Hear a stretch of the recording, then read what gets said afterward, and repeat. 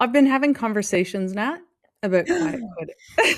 I have about quiet quitting, and I was like, quitting. Quiet quitting was around a couple years ago when jobs were aplenty, and it was post COVID, and it was booming, and people had the luxury of choosing any job they wanted.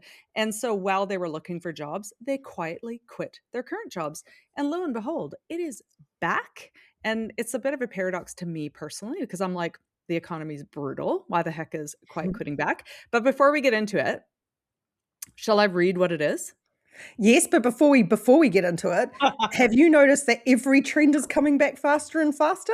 Like Oh, like what? flares are back and like Wait, what's back? bumster jeans, flares and bumster jeans and like the black kind of leggings, but they were like slightly flared at the bottom than I wore when I was 14. They're back. So it makes sense to me that quiet quitting has also returned because trends are coming around very quickly these days. I don't need to worry about fashion trends because I've got a fashionista in the house, and so I'm like all across that stuff. But actually, yeah, the middle part and the side part, I think that's still quite You're controversial. erring in the I'm side of the erring in middle. the Just I'm confused. I'm not quite middle, I'm not full quite the middle. I'm side. full middle because I'm terrified of being called a millennial. Yeah, I'm like, what am I? What am I? Okay. Quiet quitting is a workplace trend where employees only do the bare minimum required by their job description, refusing to go above and beyond. They do not want to work overtime, and they do not let work consume their personal lives, all while keeping their jobs and obviously getting paid. So that's quiet quitting. It's like just like I wouldn't say coasting, but it is like the classic clocking out at exactly 5 o'clock. You've like checked out of your job. You've Yeah. checked out, you're kind of there, you're paying lip service to doing it, which feels weird because there is quite a continuum at the moment. I've just come off a bunch of calls with some fabulous Powrsuit members this morning, Yeah. and they're all at the other extreme end, which is just like running themselves ragged. And the challenge I gave to a couple of them was regardless of your Powrsuit membership, just try and challenge yourself to find half an hour once a month to like not be running. And they were like kind of shocked by that, and I was like, yeah, if you don't do that, it's not going to change. You're going to end up stuck in this. So it's kind of interesting in that there's no one really in the middle. Everyone's either like burning out and really stressed and running, or they're kind of checking out and kind of over it. Yeah, well, I was chatting last week to a woman who is definitely on the go, go, go hustle vein, which I felt that I always inhabit or I have most of my career. And she is looking at a number of people around who are not. They are multiple sick days, lots of just bare minimum, average quality work. And so it just got me thinking about is quiet quitting back? Mm. And sure enough, and again, I find this really interesting times because recent stats, sadly, show that global disengagement has hit the highest recorded levels like right now in 2026. So people are like actually either disengaged from their work or actively disengaged. And what I learned about the difference between those is actively means they're working against you. Yeah. Like you're like quite quitting, but then you're sabotaging as well. Employee engagement is down like 25%. 62% of the global workforce is no longer engaged. They're doing the job and kind of nothing 62%. more. Yeah. And I'm like, wow, in a shaky economy where there are fewer jobs than ever, which my brain goes supply, demand, higher competition. How is that a thing? It is that disengagement. This is something we talk a lot about to our partners because it is such an invisible cost. Like you pay your salaries and then you kind of just like hold your breath and hope for the best and assume that everyone's doing great work. But Mm, underneath, you scratch that very surface layer. And we've discussed things like meeting overload, people outsourcing their calendar management to other people, all the stuff that happens at one extreme end. But at the other, is people who are just really not, they don't care. And like you say, when they're actively working against you, may not be as much as sabotage, but they are definitely telling all their friends how much they don't like their employer and how much they hate their job, which is yeah. very bad for your employer brand. Normally, I'm like, just quit, go find something else. But in this economy, it's like you can't. And I think what they're tying Actually, we'll talk about pros and cons in a minute because I'm like, there's a lot of cons to quiet quitting. Like, it's really bad for your mental health. But anyway, let's chat about some reasons. Of which I don't think you're going to be surprised, Nat. Number one reason why people are quiet quitting: poor management. Only 1 in 3 managers themselves are engaged. They're not setting clear expectations, and so it's cascading from there. That's the top reason. And I want to fold into number two before we talk about this, which is lack of recognition. So feeling overlooked for the effort. And I'm like, that actually just fits into poor management. Like, not setting expectations, no clear recognition, they're checked out. In fact, and or I should probably add busy and overwhelmed and don't have time to properly manage someone. I have read something recently, and I'm not going to quote myself on this because I don't know the exact stats, but managers have all the hard bits with none of the good bits anymore. So there's a lot more doing more with less. So you're expected to often take on a full workload as well as managing people. You haven't had the training. There is like all sorts of pressures coming from all angles. So I think Mm. managers are in the group that are the biggest jump in disengagement, that you're kind of like, why am I taking on all of this extra work and stress? And hate to break it to your power suitors, but each one of you is a major stress in your manager's life because they are charged with caring for your well-being, for your future success, for making sure you're delivering and all of that, regardless of how great you are, adds stress to someone. And they're sort of looking and going, for what? How much extra money am I getting for doing all of this? Well, and or it feels like a really common theme is you just get once you get really good at your job, we know this, you just get tapped to manage a bunch of people. Yeah. And I've taken the both the Clifton Strengths and the High Five Strengths test, amongst other tests, as have you. And coaching is not in any of my top 5 lists. Like, I'm Neither. actually not a great manager of Hilarious people. what company we started. Yeah, I know, but I've always said I've been really honest with myself. I it is not in my, I don't know, my strengths area to actually manage another human being because it doesn't mean I don't wanna lead them or inspire them or engage them to do great work, but I don't wanna do the day-to-day thing. Like, I think some people actually, well, many people actually like it. Yeah, no, I think people really do like it, but it is a small proportion, and I think given that in those strengths tests that coaching is one of multitudes of strengths, I would imagine that a lot of people don't have that in their top and in management positions because we've created a world where the only path up is through management, is through people management, which is, you know, its own systemic problem to solve. But I also think the other reason why we're starting to see a lot more of this quiet quitting is I actually think, have you found it really interesting that I know this is the case in different formats around the world, but New Zealand has effectively been in a recession for a year or more now, but our economy has been in a very poor shape for probably 4 to 5 years, and hear that reflected around the world, which means we have spent an incredibly long amount of time, longer than most other periods of this, in this economic downturn, which just, I think, has left everyone feeling trapped. Like, we all know it's not a good time to get another job because I don't know other countries, but we've just had our new unemployment stats and they are very high. So it's not a good time to find another job. It is a lot going on. We've got AI coming, so people feel trapped. And so what we do as smart humans is we go hunker down and stay, which means a lot of people stayed in a job that may no longer fit them a lot Mm. longer than they should have.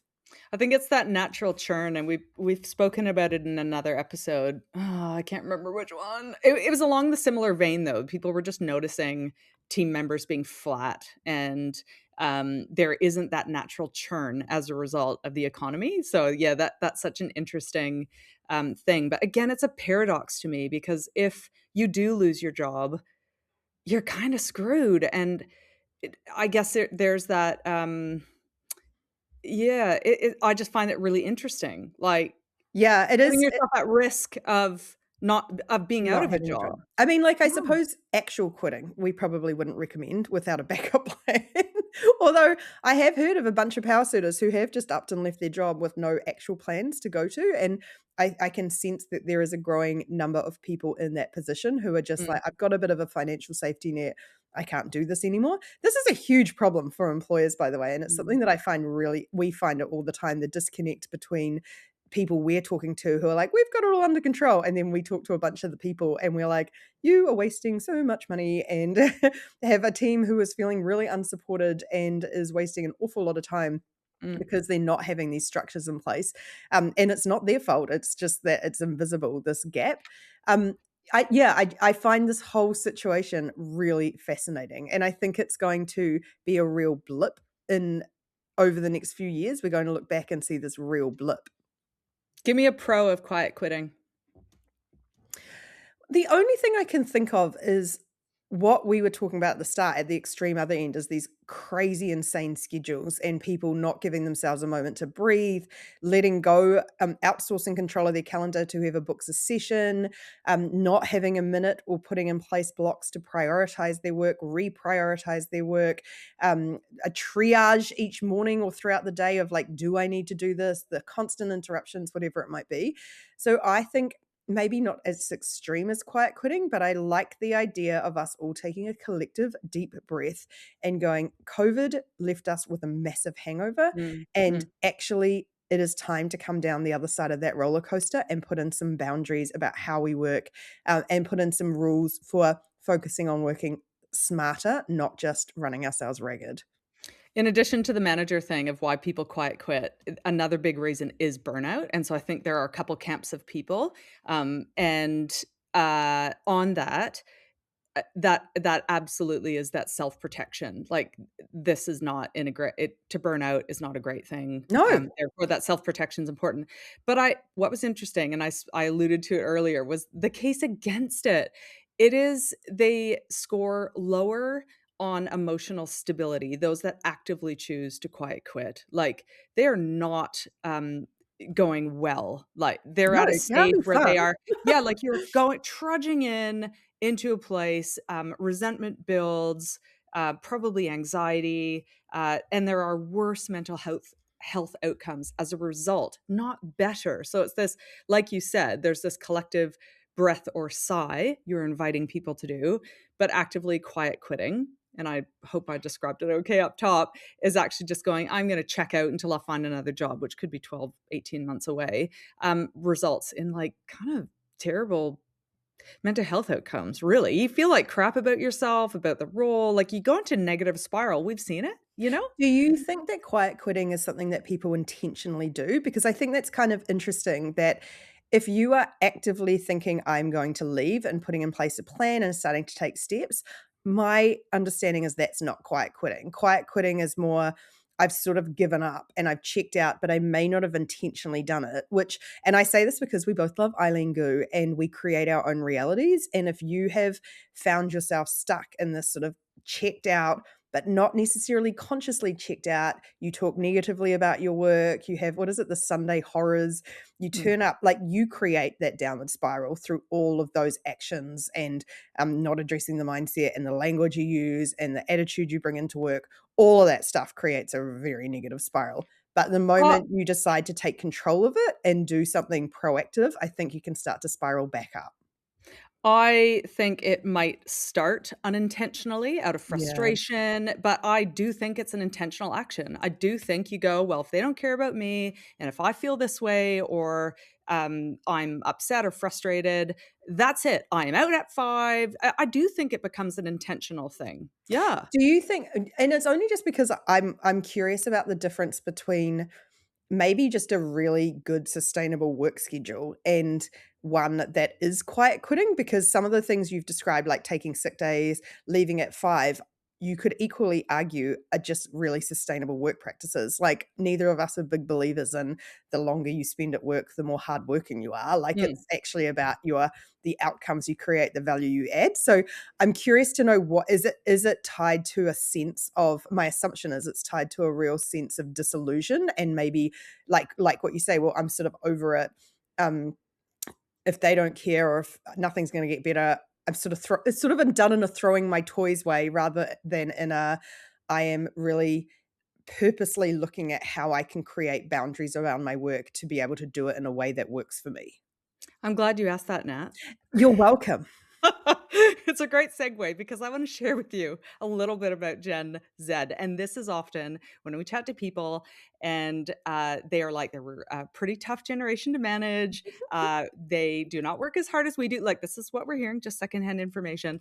And digging into the stats, if we're taking Gen Z as a whole, they are more likely to quiet quit than anyone else. They are, in fact, 2.3% more likely than boomers to quiet 2.3 quit. times, not Times 2.3%. 2.3 times that Perimenopause brains. is that 230%? I think so, yeah. So Okay, slightly more than 2.3. 230% more to quiet quit than boomers. Who knows boomers? I'm a Gen X. But anyway, the reason why, number 1 is this generational, like the formative timing of when their values were locked in, which is when they're children, but equally when their workplace, when they're entering the workplace. These are growing up during COVID, now AI, now lack of jobs. Therefore, work equals lack of stability. So there's that. There's the broken promise around hard work used to be able to get you a home and a lifestyle that you could aspire to. That is now no longer the social contract. And finally, they have already an immense amount of stress from all sorts of places, like the world itself, consuming the things that we didn't consume in a digital way growing up.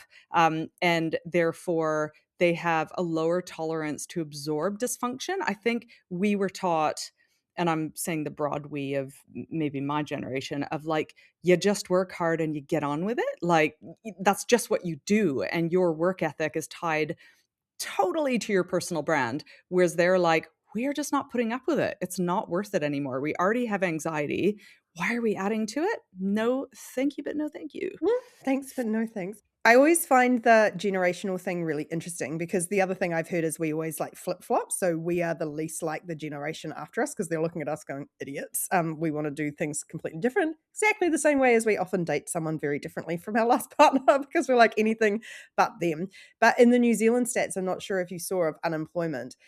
So we live in a country, I think at the moment, about 10% of our population is Māori. I think so. It's on the rapid increase, but they were represented in a quarter of the unemployment stats, which is a sign of just like huge generational inequity and discrimination.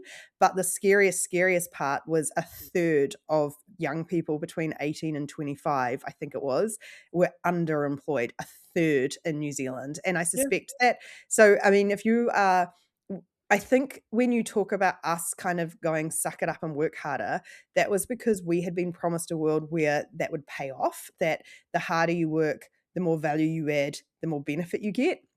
And that was somewhat a lie to our generations. The boomers learnt it and they passed it on, and for them it wasn't a lie as much. Obviously, there's exceptions to that, but for Gen Zers, they have looked at us and gone, "So wait a second, you're all burning yourselves out.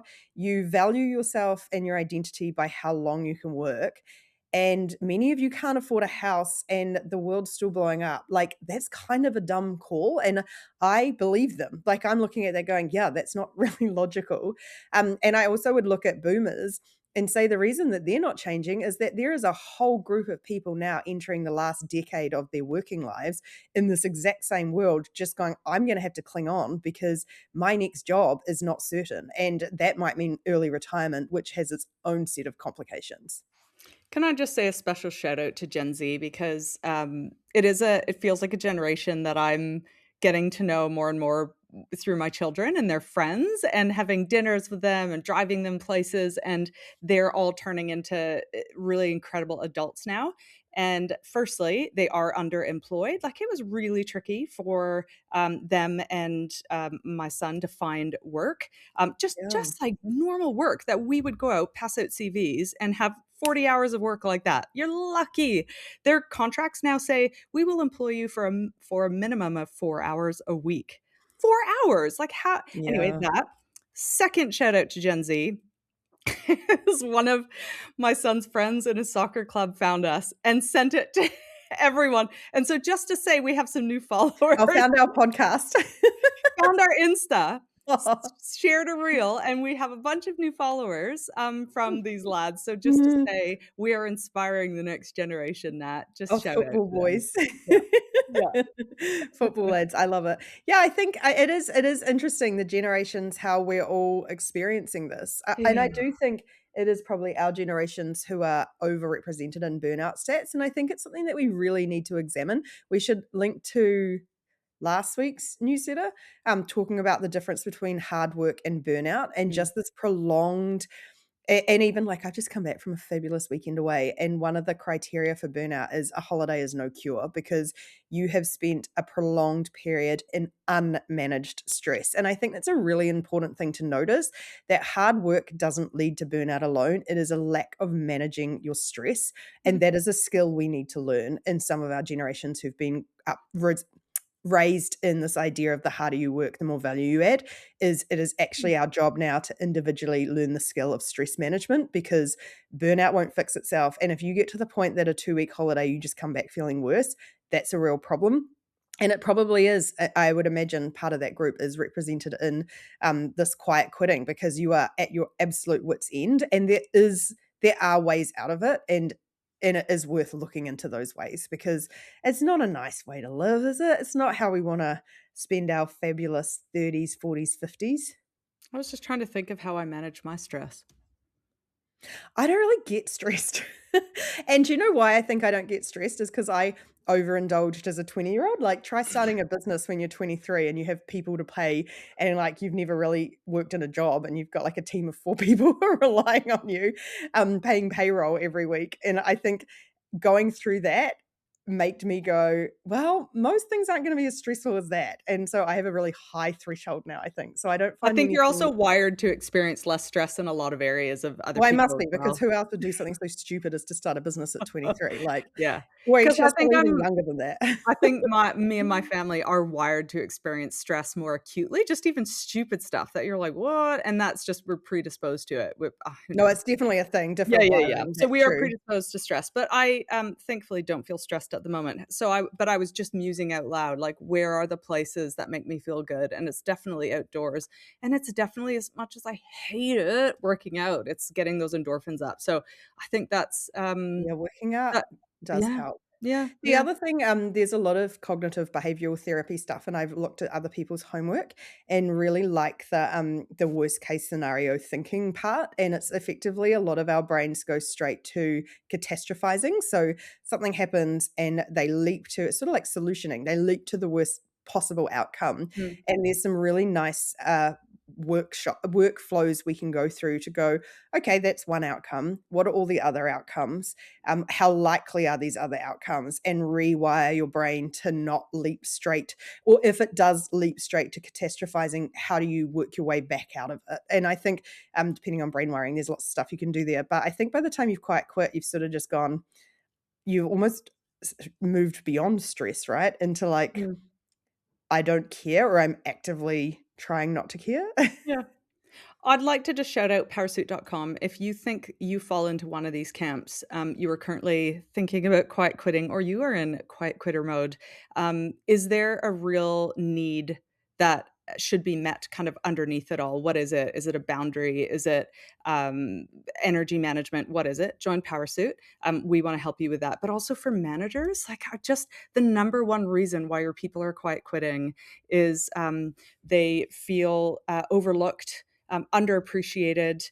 Yeah. Expectations aren't very clear. They're probably not getting really specific feedback. Appreciate managing people is the hardest, one of the really hard job, but it is something that we've kind of got to get right. I mean, Um, I'm sure the managers are feeling exactly the same as you I say that they're know, like, "Tick, I tick, know. tick," because So we've most got people are managed by someone else, so we can play those 2 roles. I know. But anyway, we've got great Powrsuit resources inside Powrsuit as well. So reach out to us if you want to learn more for a bit of a demo and join us. Well, it's But I, actually a really good point because we obviously do professional development and $500 a year price tag, it's not very high, but it's still a lot of people feel uncomfortable asking for budget because they yeah. think it's like being greedy. And I suppose this episode, if nothing else, would argue that $500 spread across a year for a person on an average salary, you kind of need to save an hour a month in wasted time, effort, stress, whatever, to pay back your membership. And so it could actually be the most economical way to support your employer if that's what you're concerned about. If you feel like you need some tips to try and help you boost that ability to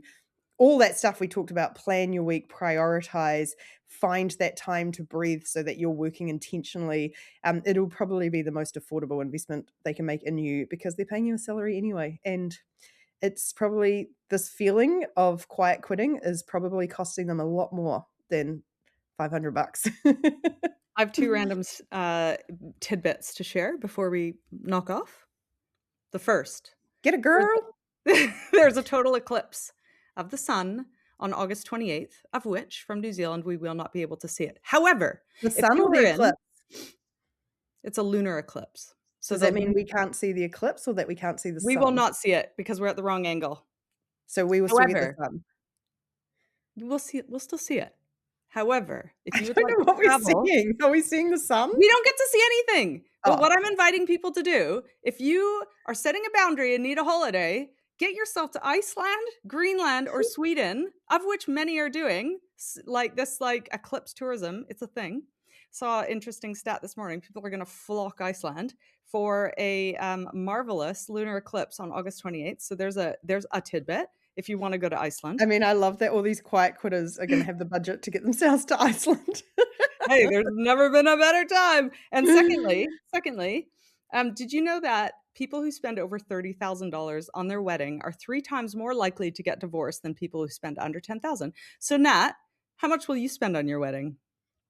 $1 million. Well, that's not good. That stresses me out. I said to Kyla we can't get I married spent till I'm under rich because 10,000. So I'm no, like, I will yeah, be yeah. spending more than 35,000 because I wanna be getting married. Well, you've told me I have to get married in Mexico. I'm not allowed to get married in Las Vegas, and that's gonna have a big price tag. Although, actually, we're not gonna get married legally.